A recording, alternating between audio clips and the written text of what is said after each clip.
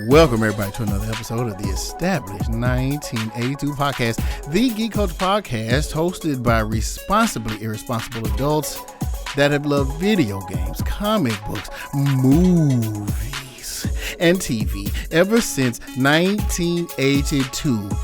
It is I, the Lawnsman, aka the old curmudgeon, aka Mr.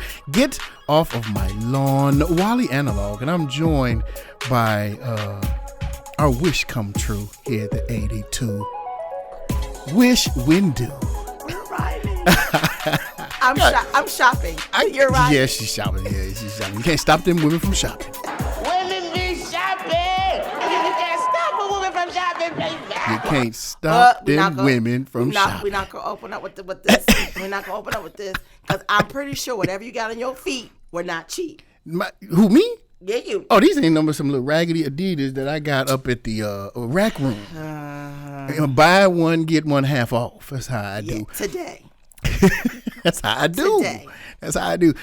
We are unfortunately without our gatekeeper of civility and order, Rolls Royce. So that means no order. No order. And no civility. No order. It is on and popping. We're going to be on here forever. Allow us to apologize early to Rolls Royce for what is about to transpire as we dive into a halftime discussion on Disney/Marvel She-Hulk. So let me say disclaimer on the behalf of our Rose Sugar Knight. Okay. The opinions and views are not necessarily reflective of said podcast. Yeah, especially his views differ from ours. Because I don't know what's going to come out the mouth, and yes, I'm gonna try my best to we keep might it have under control. We might actually have to put a warning on this episode for the first time in the 6-year history of the established 1982 podcast. It's gonna be terrible.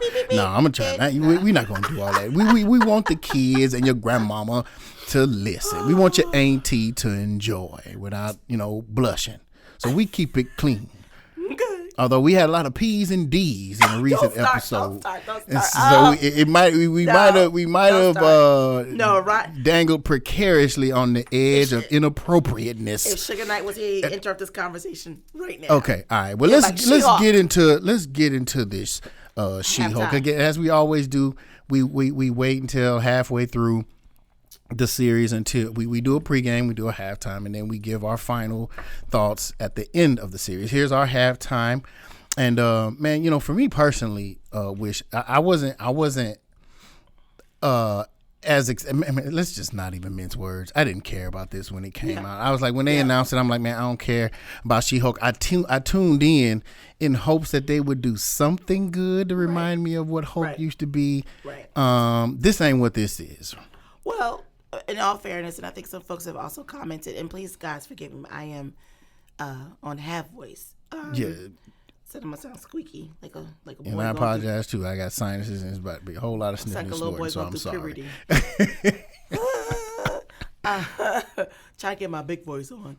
But a lot of folks are saying, which is true, the one thing we can say about the She-Hulk is that it is pretty true to comics. Like, unlike some of our previous thoughts on the Hulk character about how it's been watered down or animated or is not really sticking true to the essence of who he is. Right. She-Hulk actually is supposed to be exactly what it's we're spot doing. on, pretty much. This is what this woman is in the comics. It's supposed to be four-wall comedy, talking, a different approach to Hulk than others. So I just want to put that out there. So I think none of us were like super excited, but I have to say that it is comic book accurate. Yes. And in our community, we hold that in high regard. Comic book accurate. But it's funny, we take our liberties at times. And I've been guilty, too, to have let some comic inaccuracies slide. Like for one in particular, I don't want to get too off topic, but one in particular I think I personally let slide was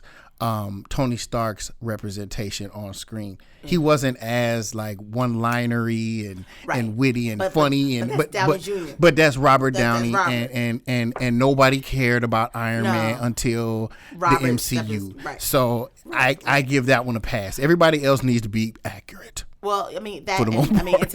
not going down the rabbit hole, but I think when you have such a strong actor like Robert Downey Jr. step into a character like that, because I was watching, believe it or not, I was watching Sherlock Holmes. I was Yeah. just watching it, Yeah. and I'm looking at what he's bringing to that character. Because Sherlock Holmes was also not witty, Right? No, not, he was not very in a way. yeah. I mean, he was smart. And he was calculating, but Robert Downey Jr. just has an edge to himself that he brings to his characters. So that being said, I hear what you're saying, but in this case, if we could go back, I will say this: I think there is going back to She-Hulk. It is comic book accurate, but I do think that there's so much frustration around Hawk in general, like that. It's like how the Hawk has been showing up in the MCU. Yes. That it kind of casted a bit of a cloud over She-Hulk, and so I want to shout out all the folks in the community. Like, no, it's accurate. So we realign your expectations. Yes. But I think there is some frustration that's just taken out on She-Hulk because, and even the role that Hawk played in this series, I think this is frustration with how Hawk is shown up. Period. In this sentence. So, not that it's warranted, but I think it's understood because I know you're big on that. Yeah, and indeed, and like I said, man, I have given the show a chance, and my thoughts halfway through is like it's average. I mean, I'm not sure. A lot of people, there's a lot out here acting like it's the best series best Marvel series that they put out. Yikes. And I don't know, man. I'm sorry, I can't even agree with that. Like this, no. I mean, and you can fight me, but Miss Marvel is better than this. No, like you say what you want. No, but, right here, Miss Marvel to me has been the best one they've put out so far. I mean, it was good, for sure. and I hated on that. You did. Before it came out. And so, this is not me. I don't like women. No, it ain't that. Misogynist. It's like, it ain't that. Fix it, Wally. Fix it. Well, I just said Ms. Marvel was great. Fix it, Analog. Great. Fix it. Because I was about to say. No, that's what I'm saying. And the community. This is not me just hating on She-Hulk. Okay, good. Thank you. Now, let's talk about some of the positives of She-Hulk. Well, before you did, I didn't say how I felt about it. Okay, go ahead. Go ahead. I'm sorry. Go ahead. See, you slightly misogynist. Wait, will you agree with me on the Ms. Marvel thing? I thought that was your. Okay. We share an opinion. Go right ahead. No. We always share an opinion. Okay, we do. Quietly, we do. Yeah. Yeah. So, but yes, I agree. I was not. It's not bad and it's not good. Right. But I mean, like, I take it for what it is. Right. I think it's entertaining. Yes. I think it's a sitcom. Right. I do think what they did get right with She-Hulk, and I guess I kind of get into what you continue, so my bad, homie. But I do think what they did right with She-Hulk is that I feel like the episodes are complete. Yes. But in the past, where I felt we were getting again these long movies broken up into 4 or 5 different pieces. Yeah. I think you really get like here's what this 2 point is an episode. Here's what this episode is about. Comes to conclusion. Little bit of teaser on broader series, right? Like, so I think they got that formula right for once. Right. I would argue low key and WandaVision kind of, and I think WandaVision is because of the nature of how they chose to attack it with decades of shows. It had to feel it was based off of shows. It organically felt episodic. But She-Hulk, I can say, like, I feel like, okay, I got what I need to get and I walk away. It's not the worst, it's not the best. So. Right. And see what I think they got right, and I believe you. As a matter of fact, I know you made this point before, and this just doesn't apply to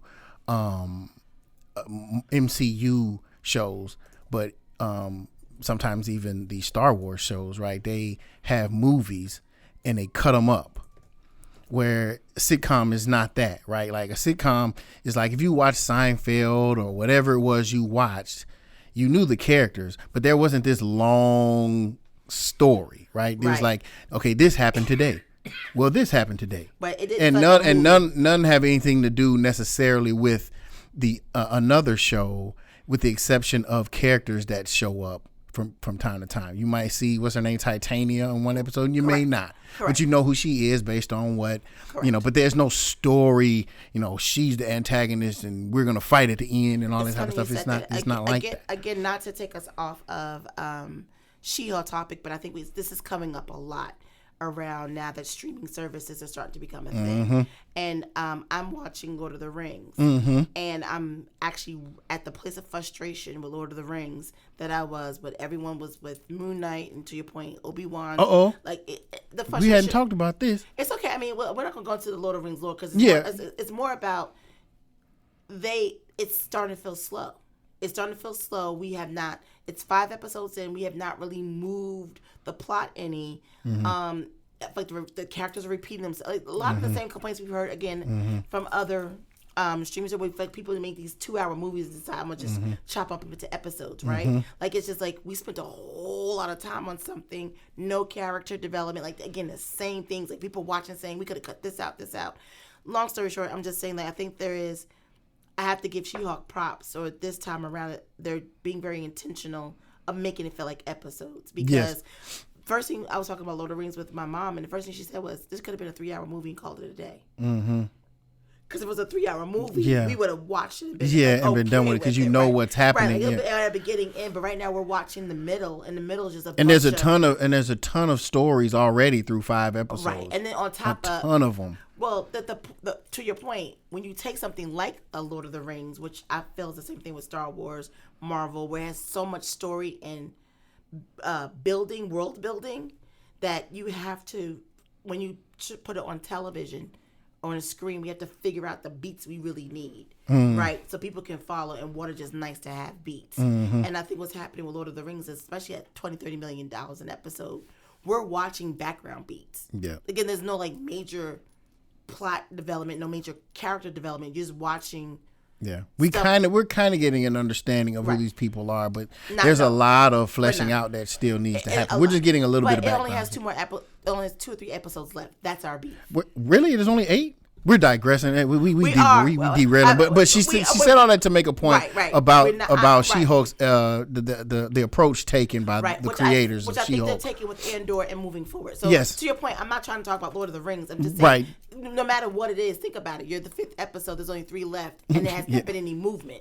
That's a problem, right? Like, so it's going to be just like we saw with Obi-Wan and some other ones where, like, Moon Knight, here come the last 2 episodes, and you like jamming it in. And it's like, well, we didn't need all this other stuff. That's probably due to confidence that they'll have all the money that they've sunk into it. They know they're going to have a second season. Well, you know what? And so they're like, whatever. I think it's a little bit of that. But then when we go back and look at it, and we could do this experiment with She-Hulk. When we go back to Moon Knight, you had movie directors making stuff for TV. Correct.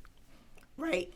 And so I think that's it. So when you're thinking, again, movie, and I could just chop this up, that's not the way television writes or performs. So I'm curious of whoever's doing She-Hulk, if they have TV background, because then this may make sense. So I mean, I know I digress. Yeah, you almost need like somebody who's worked on a sitcom to be able to do this, right? If that's what they're trying to accomplish. And I feel like that's what they probably. You're right. I think that's what they probably done. Streaming folks, I think, are starting to understand like somebody else needs to be in this room, because we're losing folks, right? And if that's what people are hanging their hat on.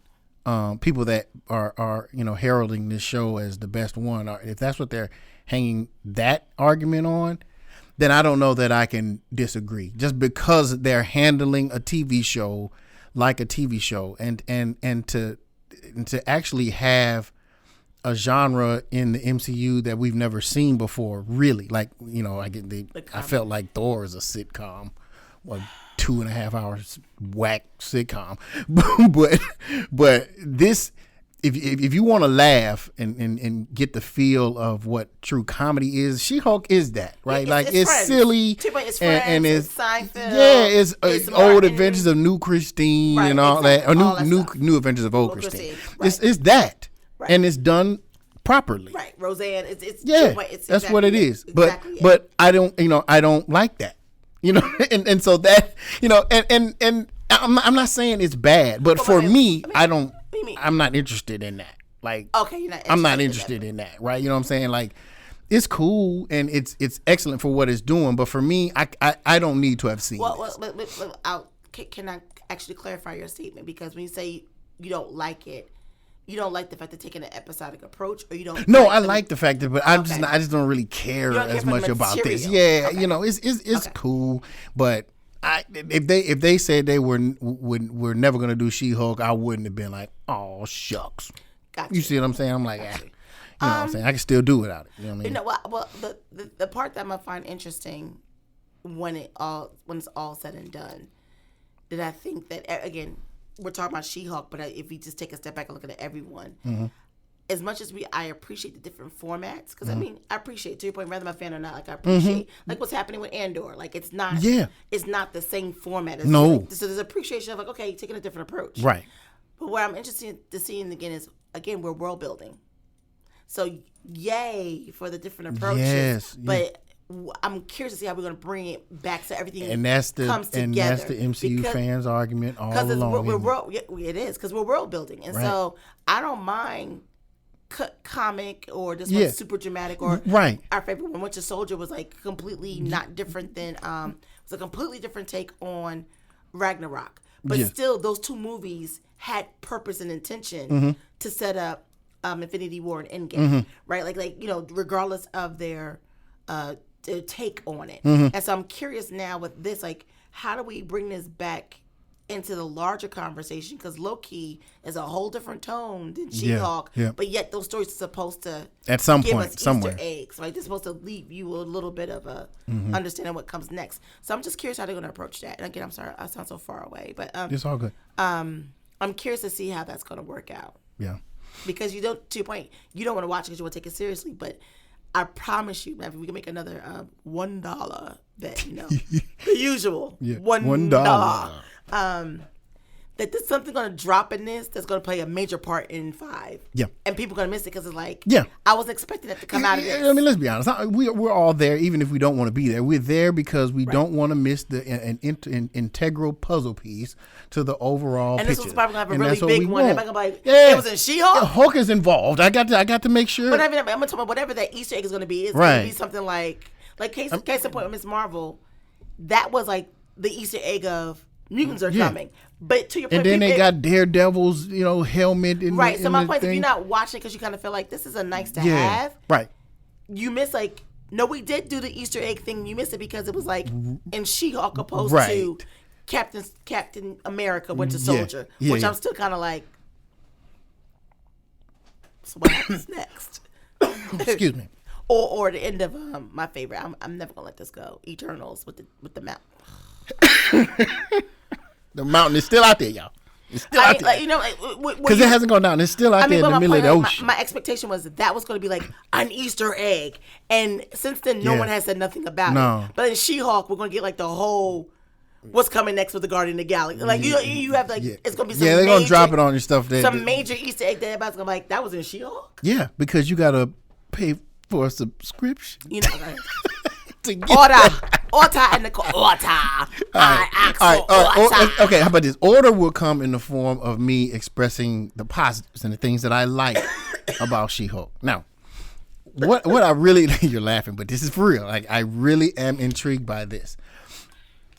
I am really enjoying how they've written her struggle with what is becoming the diminishing of who Jen is. It's like she didn't want to be She-Hulk. And with each episode, she's realizing just how much Jen is descending into irrelevance. Like, and she hates that because everything she's accomplished up until that point has been accomplished by Jen. But nobody cares about anybody but She-Hulk. Perception-wise, right. They only care about She-Hulk. And she figured it out, or she started figuring it out when my girl, Titania, took her name. A name that she claimed she didn't want. She hated the name. She didn't want to be associated with that name until somebody took it. She couldn't get a date unless she posted herself as She-Hulk. Then all the floodgates open with all the men. The dudes weren't interested after they had seen her in her Jen form. It was just like, and she's struggling with that. And so she's like, okay, you can just see every episode Jen getting smashed farther and farther into nothingness, and it's a crazy dynamic to watch, but it's so well written because she's conflicted. She doesn't want to be that, but she knows she has to be that to get recognized as a woman for what she's accomplished, for what she can be, for who she can be for a person. And she's saying, I can be this, but why do I have to be big and ripped and green with really good hair in order to be that? Preach, preacher. And so, and there's no accident, and there's no accident that when she comes down from being that, her clothes are too big. She looks run over and small to everybody around her. Because, you know, when you wear clothes that are too big, it's going to diminish you. You're going to look small, right? So she comes down and she's just like, oh, sorry, little Jen. But so there's two layers to this. And I'm letting you talk because if there's any female listeners listening, it's like, yeah, welcome to womanhood, right? Hi. And if it's a black woman listening, it's like, welcome to my struggle. Yeah. So I think layer one, which I'll say real quick, from a superhero, it is refreshing to actually watch what probably happens to all superheroes, but they never revealed this piece of like, how do I hold on to my identity, my humanity? Because too often there's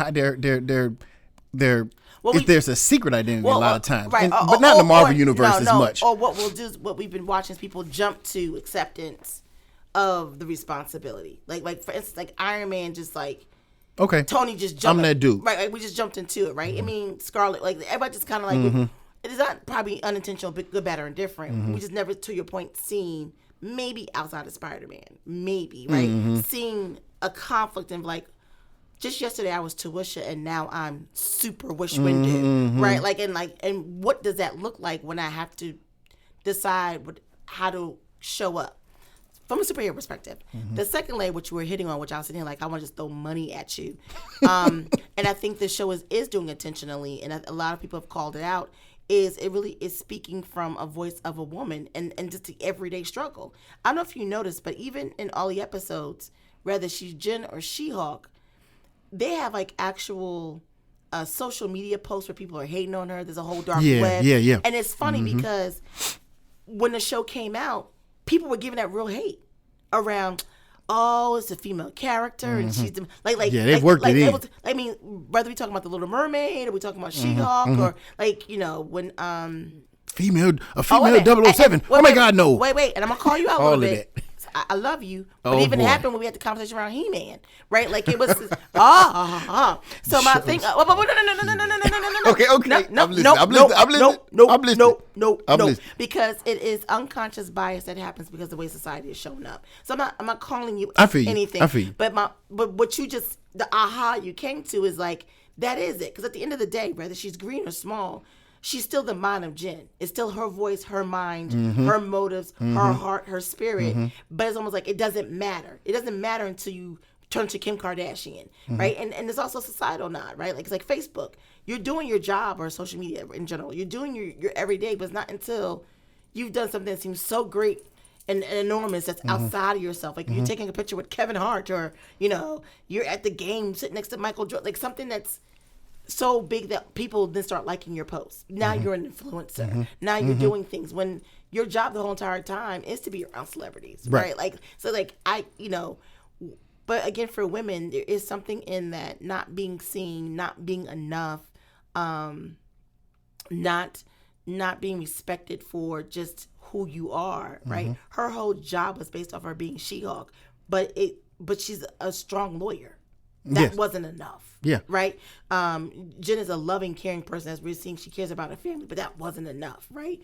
So it does point a mirror onto society about how superficial we can be. Yes. And the pressures we put on being popular. Yep. And being heroic and being an influencer for people just to fight for themselves. Yep. And I love that you also observed what it's doing to her self-esteem. Yeah, because it's killing her. Yeah, it's hurting her. Who she is getting killed. And this guy is saying to you, like, yeah, you're nice, but I don't want you I don't for want who that. you are. I want you for want what you could be. Right? Like that's right. Like that happens. Yeah, that happens. I mean, right. I'm a little personal story just to kind of blend it home, but I have heard things like, oh, you're cute to be a dark-skinned girl. Yeah. But I'm gonna date your girl because she's light-skinned with green eyes. It has nothing to do but I'm the person everybody likes to hang out with because I'm cool. Right. As you know, because you hang out with me. That's right. But I'm the cool girl. I'm the one who could talk about sports. But you wanted, that wasn't enough. I didn't have European features or looks or close to them. Or the BBL. To be considered attractive. Now, what we do know, I'm ignoring you. I'm not going to go there with you today. I'm not doing P's and D's and B's and L's. Okay, all right. But to your point, I mean, now we all know it's not true. We all know that people will see you for who you are, which I think is happening in this particular episode. He said it to you. He's like, I like Jen. Yeah. Right? And I think that was important. This episode was named Jen. Right. Just Jen, right? Yeah. And so I think it helped her too. Right, well, I appreciate what you were doing.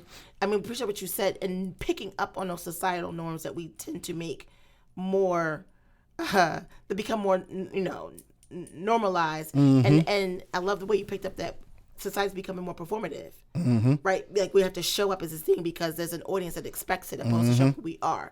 But I'm hoping that they continue with the arc that she finds the balance like everybody else, Spidey and everybody, like the balance between the two, that the Hawk is about responsibility, not about performative behavior. Yeah. So we'll see. And even within your own community, the women, the female community, it's like, okay, I want you to come to my wedding. And then when she show up as somebody that you know she is, you don't like that she's, doing better than you or looking better than you, or you're like, you know what I'm saying? It's like, no, this is what I wanted you to be. It's like you gotta conform to what I want you to be, and when I want you to be. We live in a very performative. You see what I'm saying? It's like very performative. But then it was perfectly okay under normal under different circumstances when she's drunk and ready to turn up. And it's like, oh, she hooks at my wedding. Well, what was that energy when she came in? Because we live in a society where I think is very selfish. Right. We want other people. We could have a whole podcast on this, but I do think there is brilliance in the mirror that this series is pointing up. So much so, like I said to you earlier, they predicted that some of the social media was going to be crazy. Oh, come on, yeah, in absolutely. the show, because it actually did happen, right? And notice nobody's blinking an eye, no, or even because it's just that performative. Like we can expect this behavior, right? Because you don't even have to be a prophet or nothing. You know it's coming, right? And so the question becomes like, now that we have this information, what we're going to do about it, right? Will we accept that there is a woman character, right, in He-Man? There you go. You're not gonna let He-Man go. I was actually saddened when Jane Foster died because I wanted her to be the new Thor. Well, that's because she was playing a better job than the regular Thor. That's correct. And just because she had breasts, we don't care. You know what I'm saying? Because she's 10 times better than this mess that we getting with Chris Hemsworth. But I digress. I love Chris Hemsworth too. Well, yeah, he was great when he was serious and holding opening stars up and taking the full brunt of a star blast. I personally feel like we already talked about this. We kind of digressed. Yeah, we did. In Marvel, since we're here and there's no order to keep us on path, none. We're gonna talk about it anyway. That's right. Water. Yeah, but in a nutshell, that's what I like about this show. I actually now these last 3 episodes have been very enlightening for me. Good. I'm glad you got that lesson. But to finish your point, just to go back a little bit, it's not Chris. I think they were doing such a good job with developing Thor. I think this last movie just threw it off the rails. They did. His character development was amazing. I mean, I know what you say all the time. Even Fat Thor, I know you hated it, but it's still. Even if he wasn't fat, I'm still talking about the arc of Thor. I'm depressed and I'm coping with. Whatever it would is. Be failure. But when you look how he came out of it, he came out not the new Thor, but just like by the time we got to Endgame. It was an aha moment of like, I got to step up and be king, and also be honest that I'm not ready to be king, and he passed on to the Valkyrie. So my point is, like, I think by the time we got to whatever this last movie was, Love and Thunder, Blunder. I feel like you took him backwards. So I'm more mad for Chris. Yeah. If anything, because I felt like Yeah. Again, we said. Look, you know what I'm saying. You already know how I feel about it. All the way to the bank, though. Your boy was like, I told you, boomerang. You will have let her make that Strong J. Make that Strong J commercial with no guidance. It came back buck wild. None. That was Tiki. No guidance. What's his name? What? I said right. Taika Waititi. Waititi. Yeah. That was him. Go make the commercial. He said, "Are you sure? Are you sure?" That man just He was like, nuts. "Yes." He went Go nuts. And that And commercial got promptly was pulled wild. off of any Thor Wow. Thor 5 discussion. He's gone. Yo, no, that's hashtag Twitter. We need Marcus Graham. Yes, Like gone. he was like, "You sure you gonna let me do this by myself?" He's like, "Yeah, go ahead, man. I don't care." Kind of like letting us do this podcast. Exactly. It's like Strong J. Here we go. Full reign. Water. But anyway, coming back to it, Yes. that I do think it's pretty brilliant, She-Hulk, and for that I am interested to see. Because I think I was just looking at it's 10. There's 9 episodes, and we're on We're on 7. 5. Oh wait, we're on the 7th one. Well, we were late. We late with the halftime. Okay. It's all good because but So much 7 stuff has been 7 is happening. this week, and so we have 2 more to go. So Yeah. so 3 more episodes. So yeah, man. I mean, like I said, man. Like while I've voiced why I don't really. I'm gonna say I don't care for it. Like you said, it's not good. It's not bad. But there are things about what's happening with her psyche that I really like. Though. Look at you. What? I'm turning over a new leaf. I'm just feeling the cerebral and the Oh, maturity and the. Well, I'm trying to appreciate what's right. there I'm for gonna give me. things a chance. Because everything's the not- vulnerability of it all. Yes. Yes. Please acknowledge. Today. And I. Because in 5 minutes, you're going to say something be like, and that's the end of 1980. In 5 minutes. You're right, but yeah, I'll say it and then I'll end the podcast. Well, actually, you know what? No, let's end it now. Okay. Because you're doing good. you try Let's to do give me something out- different. All right, well, look, y'all. Let us know how you feel about this She-Hulk. I know a lot of people that I talk to, they love it, They do. and it's the best thing that's ever been put out in the history of the MCU. There's no series better than this, and it's the greatest thing ever. Gentlemen, and thank you for joining listen. us today. Nothing's better than this She-Hulk, man. Stop. I'm trying to tell you. Ladies and gentlemen, It's going to get an thank you. Emmy. Thank you for tuning in. And there's been no better character or writing in the MCU than this character. I'm about to turn you off. EST 1982 podcast is the tag on both Instagram and our Facebook group, patreon.com/EST 1982 podcast. If you want to pledge at least $1 to the cast, and we would greatly appreciate it. Tell us what you think out here about what is the greatest show ever to be made in the history of television broadcasting. You know what? Let these people tell it. Y'all go on social media. Remind people. Remind him. It was an 11. It was the best thing in Batman history. It was an 11. Oh, see, I didn't say that. And have a good night. Have a good Bye, night, y'all. y'all. Yeah, but peace. Holla at you.